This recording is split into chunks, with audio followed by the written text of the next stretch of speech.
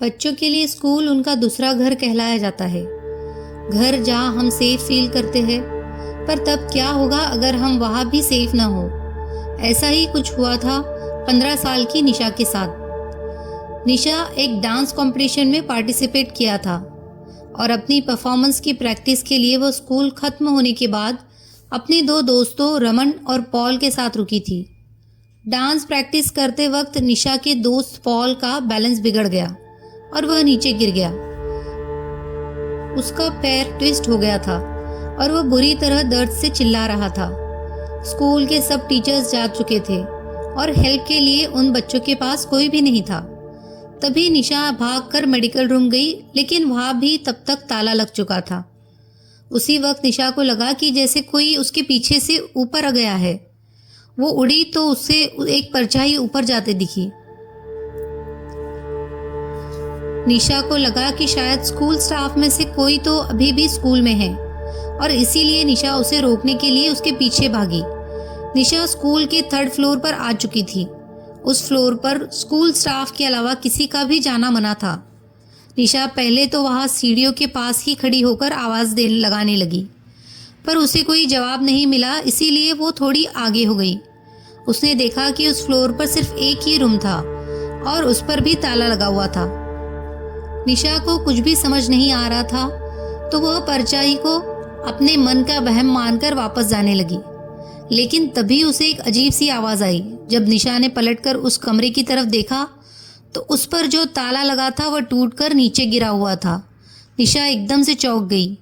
वह उस रूम के अंदर गई। उसे देखा एक आदमी खिड़की की तरफ मुंह करके खड़ा है। निशा ने उससे पूछा क्या वह उसके साथ चलकर पॉल की मदद करेगा, लेकिन वह आदमी निशा को कोई रिएक्शन ही नहीं दिया। निशा को सब कुछ बहुत अजीब लग रहा था।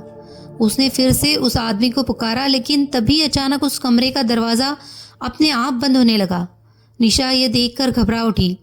वह दरवाजे की तरफ भागी और उसे खोलने की कोशिश करने लगी, लेकिन वह दरवाज़ा नहीं खुला।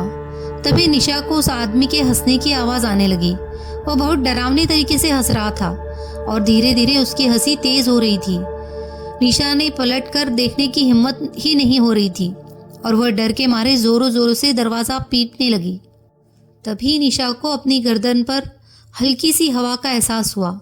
उसने पलटकर देखा तो उसका दिल दहल उठा। वह आदमी जो कुछ देर पहले खिड़की की ओर देख रहा था, अब ठीक उसके सामने खड़ा हुआ था। उसके चेहरे पर एक हल्की सी हंसी थी जो निशा को बहुत डरावनी लग रही थी। वो निशा को ऐसे घूर रहा था जैसे वो आज उसे जिंदा नहीं छोड़ेगा। उसने निशा को पकड़ लिया और उसे अपने पास खींचने लगा। निशा का रोना छूट गया और वह डर के मारे बहुत ज़ोरों से चिल्लाई। उस आदमी ने निशा के मुंह पर हाथ रखा और निशा के साथ बदसलूकी करने लगा। उधर निशा को ढूंढते हुए रमन स्कूल के गार्ड को लेकर 3rd फ्लोर पर पहुंचा, जहां उन्हें निशा की चीख सुनाई दी। वे जल्दी से उस कमरे में गए और उन्होंने देखा निशा ज़मीन पर बैठी रो रही है और उसके आसपास कोई नहीं है। उसकी शर्ट ऊपर से थोड़ी फटी हुई थी और उसके चेहरे पर चोट के निशान थे। उसने सबको अपने साथ हुआ सारा किस्सा बताया। निशा के साथ हुए इस हादसे को सुनकर स्कूल का गार्ड का चेहरा बिल्कुल पीला पड़ गया। गार्ड ने निशा और उसके दोस्तों को बताया कि कुछ साल पहले स्कूल में एक सफाई कर्मचारी काम करता था। वह थोड़ा पागल सा था और वह लड़कियों को बहुत ही गंदी नज़रों से देखकर हंसता रहता था। एक बार उसने एक लड़की के साथ बदसलूकी भी की थी। उस लड़की ने जब उसकी शिकायत की तो स्कूल के प्रिंसिपल ने उसे हमेशा के लिए स्कूल से निकाल दिया। उसके एक हफ्ते के अंदर उस पागल आदमी ने 3rd फ्लोर वाले स्टोरेज रूम में जाकर खुद को मार डाला। उसकी मौत को काफ़ी दिनों तक किसी को पता ही नहीं चला था और उस आदमी की बॉडी बहुत ही डरावनी हालत में पाई गई थी और तब से उसकी आत्मा उसी कमरे में भटक रही है। इसीलिए स्कूल के 3rd फ्लोर पर किसी का भी जाना बंद है।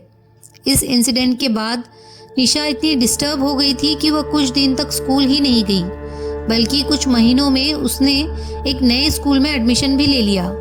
लेकिन वह कभी भी उस आदमी की भयानक हंसी नहीं भूल पाएगी।